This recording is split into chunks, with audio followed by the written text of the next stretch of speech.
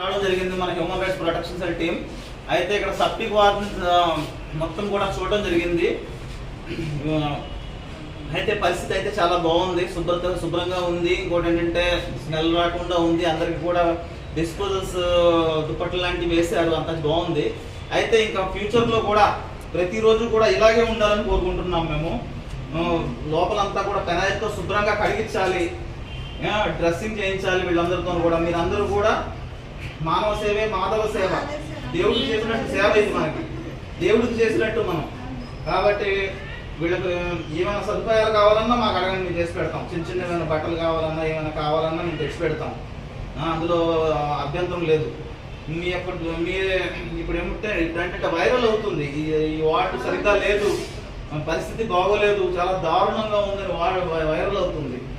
అలాంటి పరిస్థితులు ఎందుకు తెచ్చుకుంటారో నాకేమో అర్థం అవ్వట్లేదు. ఈసారి నుంచి అలాంటి పరిస్థితి తేవద్దు. ఎందుకంటే మన రాజమహేంద్రవరం ఎంతో మందికి అన్నం పెట్టింది ఈ వైద్యాలయం, అలాగే ఎంతో మందికి ప్రాణాలు నిలిపింది ఇది. అలాంటి గవర్నమెంట్ హాస్పిటల్ మీద ఇలాంటి సిచ్యువేషన్స్ అనేవి మళ్ళీ పునరావృతం కాకుండా మంచిగా చేయండి, మంచిగా చేసుకోండి, ఎవరికి ఇబ్బంది పెట్టద్దు.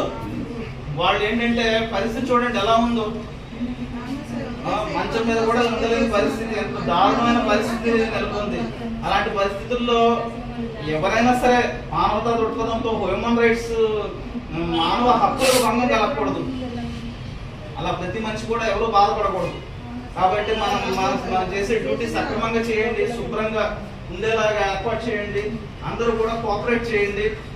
చివరి టైం అండి అది, వాళ్ళకి చివరి టైంలో మనం సేవ అందించకపోతే మన జీవితానికి పరమార్థం లేదు. ఓకేనండి, వైరల్ అవుతుందని వచ్చాము, చూస్తే బాగానే ఉంది, పరిస్థితి బాగానే ఉంది, అంతా నీట్గానే ఉంది. ఇలాగే ఉండండి, ఇలా రిపీట్ అవ్వవద్దు, జాగ్రత్త చేయండి. వీడియో చూసామండి, చాలా దారుణంగా ఉంది వీడియో, చాలా దారుణంగా ఉంది ఆ వీడియో.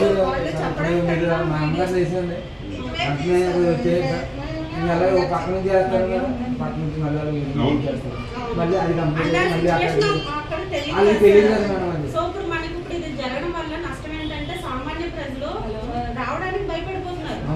దీనివల్ల ఆ నష్టం జరగకూడదని మేము మా హ్యూమన్ రైట్స్ నుంచి మా డైరెక్టర్ గారు రావడం జరిగింది మన human rights protection cell team.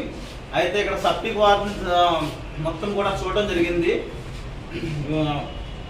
అయితే పరిస్థితి అయితే చాలా బాగుంది, శుభ్రంగా ఉంది. ఇంకోటి ఏంటంటే స్మెల్ రాకుండా ఉంది. అందరికి కూడా డిస్పోజల్స్ దుప్పట్లు లాంటివి